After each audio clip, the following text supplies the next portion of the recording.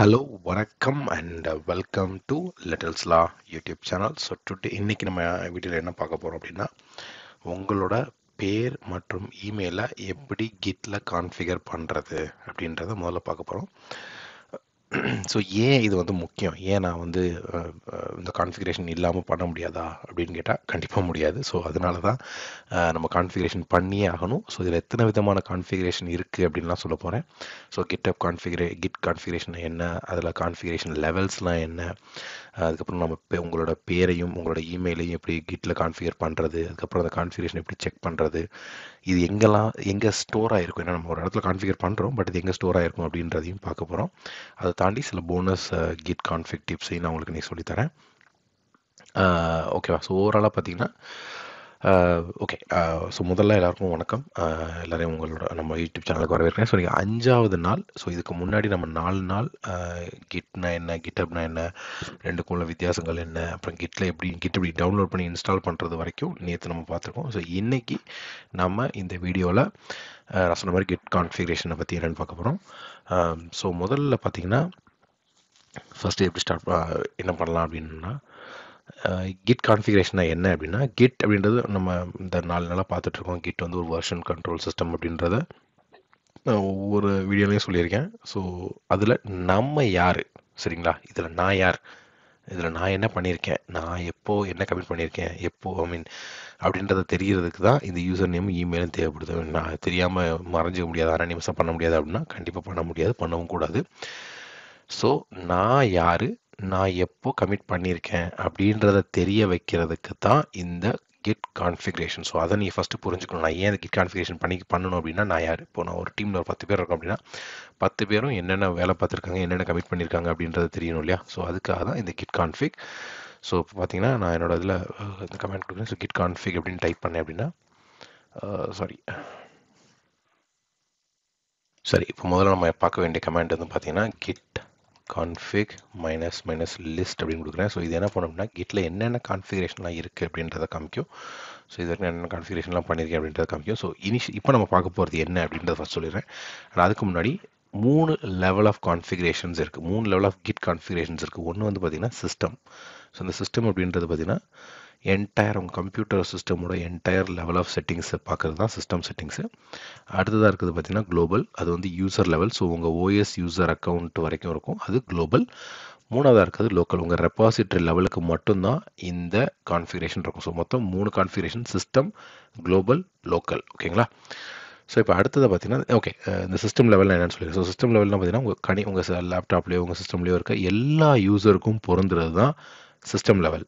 சரிங்களா? நீங்கள் எந்த கான்ஃபிகரேஷன் பண்ணாலும் அதில் சிஸ்டம் அப்படின்னு தெரிஞ்சுன்னா அது வந்து சிஸ்டம் லெவல். அப்படின்னா உங்கள் சிஸ்டமில் யார் எந்த யூசர் யூஸ் பண்ணாலும் அவங்களுக்கு அந்த ஆக்சஸ், அந்த கான்ஃபிகரேஷன் பொருந்தும். ரெண்டாவது இருக்கிறது குளோபல். ஸோ இது உங்களோட யூசருக்கு தனி செட்டிங்ஸு. மூணாவது இருக்குது லோக்கல். இது உங்கள் ஸ்பெசிஃபிக் உங்கள் கிட் ப்ராஜெக்ட்டுக்கு மட்டும் இருக்க செட்டிங்ஸ். ஓகேங்களா? ஸோ இப்போ நம்ம கிட் யூசர் நேமையும் இமெயில் எப்படி செட் பண்ணலாம் அப்படின்னு பார்ப்போம். ஸோ அதுக்கான கமாண்ட் என்ன அப்படின்னா, கிட்டு நீங்களும் ஃபாலோ டைப் பண்ணுங்கள். Git config space minus global space user dot name அப்படின்னு கொடுத்துட்டு டபுள் கோட்ஸ்க்குள்ளே உங்கள் நேம் கொடுத்துருங்க. ஸோ நான் ஏற்கனவே நேம் கொடுத்துட்டு ஸோ மறுபடியும் கொடுத்தா திருப்பி அப்டேட் ஆயிரும். ஸோ உங்கள் நேமை கொடுங்க.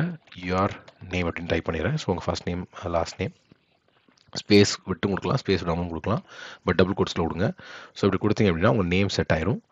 அடுத்ததாக பார்த்தீங்கன்னா அதே கமெண்ட் தான், git config global user dot email. இதையும் டபுள் கோட்ஸ்க்குள்ளே உங்கள் இமெயில் ஐடியும் கொடுத்துருங்க. ஸோ ஒன்ஸ் நீங்கள் கொடுத்துட்டீங்க அப்படின்னா உங்கள் இமெயில் ஐடியும் உங்கள் நேமும் கான்ஃபிகர் ஆயிரும். ஸோ இது இப்போ நான் கொடுத்துட்டு இருக்கிறது வந்து பார்த்தீங்கன்னா, இப்போ நம்ம குளோபல்னு கொடுத்தோம் இல்லையா? ஸோ இது குளோபல் லெவலுக்கானது. ஸோ ப்ராஜெக்ட் ஸ்பெசிஃபிக்காக வேணும்னா நீங்கள் மைனஸ் லோக்கல் அப்படின்னு கொடுத்துக்கலாம். இப்போ நம்ம கொடுத்துருக்கிறது வந்து குளோபல். ஸோ நீங்கள் வந்து கிட்டப் ரெப்போ எங்கேனாலும் இந்த கான்ஃபிகரேஷன் செட் ஆகும். அதனால தான் நான் ஏற்கனவே சொல்லியிருந்தேன் 3 லெவல் ஆஃப் செட்டிங் சொல்லியிருந்தேன் இல்லையா? System, global, local. ஸோ இது வந்து பார்த்தீங்கன்னா குளோபல். ஸோ இப்போ நம்ம கொடுக்கும்போது பார்த்தீங்கன்னா கிட் கான்ஃபிக் மைனஸ் குளோபல் அப்படின்னு கொடுத்தோம் இல்லையா? ஸோ இது வந்து குளோபல் லெவல். நான் ஏற்கனவே சொன்ன மாதிரி தான். ஸோ இது வந்து உங்கள் யூசருக்கு ஆனால் தனி செட்டிங்ஸ், பட் நீங்கள் அக்ராஸ் எனி கிட்டப் ரெப்போக்கு வந்து இது உங்கள் சிஸ்டமில் நீங்கள் பண்ணுற எல்லா ஆக்ஷனுக்கும் இது வந்து ஆக்சசபிள் ஆகும். ஸோ இப்போ ஏற்கனவே சொன்ன மாதிரி தான் எப்படி உங்களோட கான்ஃபிகரேஷனை செக் பண்ணணும்னா, கிட் கான்ஃபிக் மைனஸ் லிஸ்ட் அப்படின்னு கொடுத்தீங்கன்னா இதில் வர எல்லா லிஸ்ட்டும் பார்த்தீங்கன்னா எல்லா கிட் கான்ஃபிகரேஷன் வேல்யூஸும் நீங்கள் பார்க்கலாம். ஃபார் எக்ஸாம்பிள் இப்போ நான் என்னோட யூசர் நேம், இமெயில் ஏற்கனவே செட் பண்ணியிருந்தேன், என்னோட க்ரெடென்ஷியல்ஸு, என்னோட எஸ்எஸ்எல் சர்டிஃபிகேட் எல்லாமே பார்த்தீங்கன்னா இதில் வரும். ஓகேங்களா, உங்களோட க்ரெடென்ஷியல்ஸு எவ்ரி திங் லைக் என்னென்ன கொடுத்துருக்கேன் எல்லாமே வரும். இதுலேருந்து இது என்ட்ரு கொடுத்தீங்கன்னா நீங்கள் என்னென்ன கொடுத்துருக்கீங்களோ அதெல்லாம் வந்துட்டே இருக்கும். ஸோ நான் கியூ கொடுத்துட்றேன், வெளில வந்துடும். ஸ்க்ரீன் கிளியர் பண்ணிடுறேன். ஸோ நம்ம மிஸ்ஸாக இருக்குது. ஓகே, ஸோ அடுத்ததாக பார்த்தீங்கன்னா ஓகே நம்ம வந்து யூசர் நேமையும் இமெயிலையும் கான்ஃபிகர் பண்ணுறோம் இல்லையா. ஸோ இதெல்லாம் எங்கே ஸ்டோராக இருக்கும் அப்படின்னு பார்த்தீங்கன்னா உங்கள் சிஸ்டம் லெவல் கான்ஃபிகரேஷன்லாம் பார்த்தீங்கன்னா உங்கள் இடிசி கிட் கான்ஃபிக்ன்ற இடத்துல ஸ்டோர் இருக்கும். உங்கள் குளோபல் கான்ஃபிக்லாம் பார்த்தீங்கன்னா tilde.config அப்படின்ற லொக்கேஷனில் ஸ்டோர் ஆகிருக்கும். ஸோ ஒவ்வொரு கான்ஃபிக் லெவலுக்கும் ஒரு தனித்தனி ஃபைல் இருக்கும். அதுதான் ரொம்ப முக்கியமானது. ஸோ சிஸ்டம்க்கு ஒரு கான்ஃபிக் ஃபைல் இருக்கும், குளோபலுக்கு ஒரு தனி கான்ஃபிக் ஃபைல் இருக்கும், லோக்கலுக்கு ஒரு தனி கான்ஃபிக் ஃபைல் இருக்கும். ஓகே, ஸோ இதை தாண்டி நாம் சில கான்ஃபிகரேஷன்லாம் என்னென்ன பண்ணலாம் அப்படின்னா git config --global core.editor அப்படின்னு சொல்லி கொடுத்தீங்கன்னா உங்கள் எடிட்டர், அதாவது நீங்கள் வந்து தனியாக எடிட்டரும் செட் பண்ணிக்கலாம். ஸோ ஏற்கனவே சொன்ன மாதிரி தான். ஸோ core.editor அப்படின்னு சொல்லிட்டு அப்படி கொடுத்துட்டு எடிட்டர்னு கொடுத்துட்டு கோட் --wait. ஸோ இந்த கமாண்ட் எதுக்கு அப்படின்னு பார்த்தீங்கன்னா உங்கள் டிஃபால்ட் டெக்ஸ்ட் எடிட்டர். ஸோ இப்போ நான் வந்து கிட்டோட எந்த ஃபைல் ஓப்பன் பண்ணாலும் இல்லை கிட்டோட ஃபைலை நான் ஓப்பன் பண்ணும்போது என்ன ஆகுனா அதை நான் விஎஸ் கோட்லையோ இல்லை எந்த டூல்லையோ இது நோட் பேடாக இருக்கலாம், நோட் பேட் ++ஆக இருக்கலாம், இல்லை என்னோட கேஸில் வந்து நான் கிட்ட விஎஸ் கோட் தான் வச்சுக்குவேன். ஸோ எந்த கிட் கோட் கமிட் மெசேஜ் இப்போ நீ ஏதாவது கோட் வந்து கமிட் பண்ணணும், இல்லை ஏதாவது மர்ஜ் கான்ஃபிக் பண்ணணும், இல்லை ஏதாவது மெசேஜ் வந்து கோடில் மெசேஜ் வந்து ரீபேஸ் பண்ணணும், இப்படி எல்லா ப்ராசஸுக்கும் உங்களுக்கு எடிட்டர் தேவைப்படும். எடிட்டர்னா ஒரு விண்டோ மாதிரி, நோட் பேட் மாதிரி வச்சுங்களேன். ஸோ அந்த எடிட்டர் வந்து நீங்கள் எதுனாலும் சூஸ் பண்ணிக்கலாம். ஸோ என்னோட கேஸில் வந்து நான் விஎஸ் கோடை வந்து சூஸ் பண்ணியிருக்கேன். ஸோ இந்த கோட் வெயிட் அப்படின்னா என்ன எடுத்தோம்னா, இந்த கோட் அப்படின்றது விஷுவல் ஸ்டுடியோ கோடை தான் வந்து கோட் அப்படின்னு சொல்கிறோம். இந்த வெயிட் அப்படின்றது கிட்டுக்கு நான் வந்து எடிட்டரில் டைப் முடிக்கிற வரைக்கும் கொஞ்சம் பொறுத்துரு அப்படின்னு சொல்கிறதுக்காக கொடுக்குற கமாண்ட் தான் இந்த வெயிட் கமாண்ட். ஸோ வெயிட் இல்லாமல் விஎஸ் கோட் ஓப்பன் ஆகிறதுனால கிட் காத்திருக்காமல் என்னன்னா முன்னாடி போயிடும். அதனால நான் என்ன சொல்கிறேன்னா வெயிட் அப்படின்றத யூஸ் பண்ணிக்கிறேன். ஸோ இந்த கோட் அப்படின்றது விஎஸ் கோடுக்காகவும் இந்த -வெயிட்ன்றது வெயிட் பண்ணு, நான் சொல்கிற மாதிரி வெயிட் பண்ணு, கொஞ்சம் பொறுமையாக வெயிட் பண்ணி ஓப்பன் பண்ணு அப்படின்னு சொல்கிறது தான் இந்த கமெண்ட் கொடுக்குறோம். ஸோ இப்போ என்னோட சிஸ்டமில் பார்த்தீங்கன்னா இப்போ நான் ஏற்கனவே வந்து நான் இதை செட் பண்ணியிருக்கேன் அப்படின்னு சொல்லியிருந்தேன் இல்லையா. So git config --global core.editor அப்படின்னு கொடுத்தேன் அப்படின்னா இங்கே பார்த்தீங்கன்னா இப்போ நான் கரண்ட்டாக வந்து விம் தான் யூஸ் பண்ணியிருக்கேன். ஸோ விம் எடிட்டர் தான் யூஸ் பண்ணுறேன். அதனால் நான் எனி டைம் ஏதாவது நான் கோடு சேஞ்ச் பண்ணணும் அப்படின்னா அது விம் எடிட்டருக்கு தான் போகும். ஓகேங்களா, இதை தாண்டி இப்போ நான் குளோபலில் வந்து இப்படி இருக்கா. ஸோ இப்போ நான் வந்து லோக்கலில் பார்க்கணும் அப்படின்னா கிட் லோக்கலில் போயிட்டு core.editor அப்படின்னு கொடுத்தேன் அப்படின்னா எதுவும் இல்லை, நான் எதுவும் செட் பண்ணல. ஸோ ஆப்வியஸாக எதுவும் வரல. ஸோ இது மாதிரி தான். இப்போ நான் வேறு எதாவது மாற்றணும் அப்படின்னாலும் மாற்றணும். இப்போ நான் வந்து code.wait கொடுக்குறேன் அப்படின்னா என்னோடது வந்து என்னாகும், கோடுக்கு மாறிடும், விஎஸ் கோடுக்கு மாறிடும். ஓகேங்களா, இப்போ நான் கொடுத்துட்டேன். இப்போ நான் எனக்கு என்ன இருக்குது அப்படின்னு பார்க்கணும்னு நினச்சேன்னா code.wait. ஸோ ஆப்வியஸாக இப்போ நான் பண்ணுற சேஞ்சஸ் எல்லாமே விஎஸ் கோட் வழியாக ஓப்பன் ஆயிரும். ஓகேங்களா, ஸோ இதுதான் இந்த git config --global core.editor அப்படின்ற கமாண்ட். ஸோ அடுத்ததாக நம்ம வேறு என்ன கமாண்ட் இருக்குன்னு பார்க்கலாம். அடுத்ததாக வந்து பார்த்தீங்கன்னா கலர்டு அவுட்புட் அப்படின்னு சொல்லுவாங்க. ஸோ அது என்னன்னா நீங்கள் வந்து git config -global கலர் அப்படின்னு கொடுக்குறேன், .ui அப்படின்னு கொடுக்குறேன். ஸோ என்ன வருதுன்னு பார்ப்போம். ஓகே, எதுவும் sorry UI, it's not AUI, it's UI. Okay, எதுவும் இல்லை. பட் இன்கேஸ் நான் ஏதாவது செட் பண்ணணும், நான் ஏதாவது கலர் அவுட்புட் செட் பண்ணணும் அப்படின்னா நான் ஸ்பேஸ் கொடுத்துட்டு ஆட்டோ அப்படின்னு கொடுத்தேன் அப்படின்னா என்னோட அவுட்புட் எல்லாமே கலரில் வரும். ஸோ அதை நான் இப்போ உங்களுக்கு செக் பண்ணி காமிக்கிறேன். ஓகே, அதுக்கு முன்னாடி இதை ஏன் நம்ம பண்ணணும், இதை ஏன் பண்ணணும், நான் ஏன் இந்த கலர் செட் பண்ணணும் அப்படின்னா ஒரு பெட்டர் யூசர் எக்ஸ்பீரியன்ஸுக்காக, ஒரு பார்க்குறதுக்கு ஒரு நல்லா இருக்கும் அப்படின்றதுக்காக. அதை மற்றபடி இதில் டெக்னிக்கலாக நீங்கள் வேறு எதுவும் பண்ண போகிறது கிடையாது. ஸோ கலர்.ui அப்படின்னு கொடுத்தோம்னா கிட்டோட அவுட்புட் கலர்ஸ் வந்து இருக்கணுமா இல்லையா அப்படின்றத டிசைட் பண்ணும். அண்ட் டெர்மினல் சப்போர்ட் இருந்தால் மட்டும்தான் நீங்கள் கலர் யூஸ் பண்ண முடியும். ஓகேங்களா, ஸோ அடுத்ததாக பார்த்தீங்கன்னா எப்படி சொல்கிறதுனா கிட் ஸ்டேட்டஸ் அப்படின்னு கொடுக்குறேன்னு வச்சுங்களேன். இது வந்து எனக்கு இந்த கலர் தெரியுது பார்த்தீங்களா. ஸோ இந்த கலர் இதுக்காக தான். இது வந்து கொஞ்சம் டிஃப்ரெண்ட்டாக தெரியும். இப்போ நான் ஆட்டோன்னு கொடுக்காம இருந்தேன் அப்படின்னா எனக்கு வந்து நான் என்னென்ன ஃபைல்ஸ் நான் ஆட் பண்ண வேண்டிய ஃபைல்லாம் அந்த மாதிரி ரெட்டில் காமிக்காது, நான் ஆட் பண்ண ஃபைல் வந்து க்ரீனில் காமிக்காது. ஸோ அதுக்காக தான் இந்த ஆட்டோன் கொடுக்குறது. ஸோ இது கொடுக்குறதுனால என்ன ஆகுனா ஒவ்வொரு கலரும் வந்து எனக்கு கொஞ்சம் டிஃப்ரெண்ட்டாக தெரியும். ஸோ அது எப்படின்னா க்ரீனில் வந்து ஸ்டேஜ் ஃபைல்லாம் க்ரீனில் தெரியும், நான் மாடிஃபை பண்ண ஃபைல்லாம் ரெட்டில் தெரியும், நான் ட்ராக்கே பண்ணாத ஃபைல்லாம் ப்ளூ கலர் தெரியும். ஸோ அதுக்காக தான் நம்ம இந்த மாதிரி பண்ணுறது. இதை தாண்டி பார்த்தீங்கன்னா நம்ம இன்னுமே நிறைய பண்ணலாம். எப்படின்னா நான் வந்து என்னோடய ஸ்டேட்டஸ்லாம் ஒரு கலர்லையும், என்னோடய பிரான்ச்சஸ்லாம் ஒரு கலர்லையும், என்னோட டிஃப்லாம் ஒரு கலர்லையுமே பண்ணலாம். ஸோ இந்த மாதிரிலாம் பண்ணும்போது என்ன ஆகும்னா ஒவ்வொரு சேஞ்சஸுமே பார்த்தீங்கன்னா ஒவ்வொரு டிஃப்ரெண்ட் கலரில் தெரியும். ஸோ என்னால் ஈஸியாக அதை கண்டுபிடிக்க முடியும். இப்போ ஃபார் எக்ஸாம்பிள் நீங்கள் பார்த்தீங்கனாலே தெரியும். இப்போ நான் போகும்போதே எனக்கு தெரிஞ்சதில்ல. ஸோ இதெல்லாம் நான் வந்து சேஞ்ச் பண்ணல, இதெல்லாம் நான் ஆட் பண்ணல அப்படின்றது தெரியும்ல.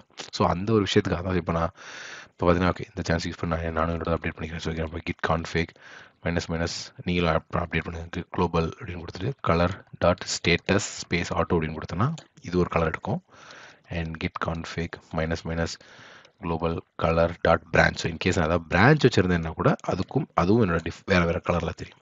ஓகேங்களா? ஸோ அந்த ஒரு ரீசனுக்காக தான் மிஸ்டேக் பண்ணுறேன்னா colour dot branch auto. Okay, அடுத்தது பார்த்தீங்கன்னா டிஃப் டாட் ஆட்டோ, அதுவும் கலர் மாறும். ஸோ இப்படிலாம் பண்ணும்போது என்ன ஆகும்னா உங்களுக்கு வந்து வேறு கலர் வேறு டிஸ்பிளே ஆப்ஷன்ஸ் கிடைக்கும். ஸோ அந்த ஒரு ரீசனுக்காக தான் நம்ம மெயினாக பண்ணது வந்து colour dot UI auto. So அது வந்து கிட்டுக்கு ஸ்மார்ட் கலரிங் கொண்டு வரதுக்காக கொடுக்குற கமெண்ட் தான் கிட் கான்ஃபிக் மைனஸ்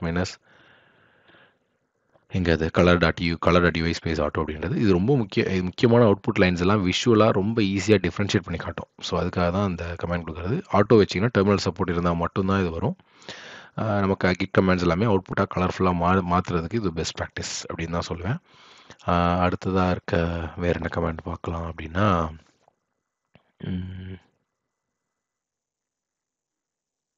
ஓகே, அடுத்ததாக இருக்க கமெண்ட் வந்து பார்த்தீங்கன்னா git config minus global credential dot helper space cache அப்படின்ற கமெண்ட். ஸோ இந்த செட்டிங்ஸ் எதுக்கு அப்படின்னா உங்களோட கிட் யூசேஜை வந்து இன்னும் எஃபிஷியண்ட்டாகவும் ஈஸியாகவும் மாற்றும். அது எப்படின்றத இப்போ பார்க்க. ஸோ இப்போ நம்ம வந்து இந்த கமெண்ட் கொடுத்தோம் இல்லையா, இது வந்து என்ன நடக்கும் அப்படின்னா கிட் ரெபாசிட்டரிக்குள்ளேயே பார்த்தீங்கன்னா நம்ம புஷ் புல் க்ளோன் இது மாதிரி நிறைய கமெண்ட்ஸ் பயன்படுத்தும் போது என்ன ஆகுனா நம்மளோட கிட்டப் யூசர் நேமும் நம்மளோட பாஸ்வேர்ட்லாம் கேட்கும். ஸோ ஒவ்வொரு டைப்பும் ஒவ்வொரு முறையும் இல்லை ஒவ்வொரு டைமும் நீங்கள் வந்து கடைசியாக வந்து க்ரெடென்ஷியல்ஸ் என்டர் பண்ண வேணாம் அப்படின்னு சொல்லி இந்த கமெண்ட் மூலமாக நம்ம லாகின் டீட்டெயில்ஸ் வந்து டெம்பரரியாக மெமரியில் வைக்க சொல்கிறதுக்கு தான் இந்த கமெண்ட். ஸோ இது எப்படி வேலை செய்யுது அப்படின்னா இந்த credentials dot helper space cash அப்படி இருக்குது பார்த்தீங்களா. ஸோ இது வந்து உங்கள் க்ரெடென்ஷியல்ஸை வந்து சிஸ்டம் ரேமில் வந்து டெம்பரரியாக கேஷில் வச்சுக்கும். ஸோ ஒவ்வொரு 15 மினிட்ஸ்க்கு அப்புறம் இந்த டீட்டெயில்ஸ் வந்து மெமரியில் இருக்கும். அந்த 15 மினிட்ஸ்க்குள்ளே நீங்கள் கிட் கமெண்டை விட்டுட்டீங்க அப்படின்னா உங்கள்கிட்ட யூசர் நேம் பாஸ்வேர்ட் கேட்காது. ஓகேங்களா? ஸோ உங்களுக்கு புரிஞ்சிருக்குன்னு நினைக்கிறேன். ஸோ இது வந்து என்ன பண்ணுது அப்படின்னா ஆப்ஷனலாக வந்து ஒரு உங்கள் பாஸ்வேர்டையும் யூசர் நேமையும் ஒருத்தர் ஸ்டோர் பண்ணி வச்சுக்குது. ஸோ இந்த செட்டிங்ஸை வச்சிட்டிங்க அப்படின்னா ஒரு புல்லுக்கும் நீங்கள் லாகின் பண்ண வேண்டிய அவசியம் இருக்காது. அதுவே அதாவது கிட்டே வந்து ஆட்டோமேட்டிக்காக உங்கள் யூசர் நேம் பாஸ்வேர்ட் வந்து ரேம்லேருந்து டெம்பரரியாக எடுத்து யூஸ் பண்ணிக்கும். ஸோ இது வந்து ஹை செக்யூரிட்டி சிஸ்டம்ஸில் வந்து நீங்கள் யூஸ் பண்ண வேணாம். பட் ஒரு கீ செயின் credential மேனேஜர் மாதிரியான சிஸ்டமில் நீங்கள் யூஸ் பண்ணிக்கலாம். ஸோ நீங்கள் வந்து பேசிக்காக என்ன பண்ணுறோம் அப்படின்னா கிட்டில் வந்து ஒரு புல்லோ பண்ணும்போது திரும்ப லாகின் பண்ணாமல் இருக்க இந்த செட்டிங்ஸ் யூஸ்ஃபுல்லாக இருக்கும். credentials டாட் ஹெல்பர் கேஷ் அப்படின்னு நீங்கள் பண்ணீங்க அப்படின்னா இப்போ நம்ம கொடுத்துருக்க கமெண்ட் தான் இது டெம்பரரியாக கிட் யூசர் நேம் பாஸ்வேர்டு ஞாபகம் வச்சுக்கும்.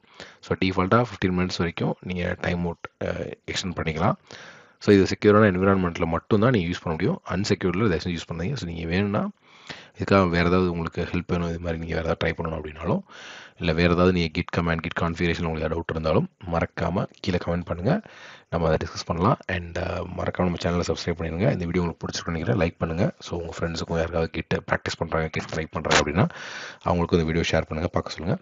நன்றி, வணக்கம். அடுத்த வீடியோவில் உங்களை சந்திக்கலாம். அது வரைக்கும் bye from your favourite little star YouTube channel and your Vasanth Shanmugam. Take care and by.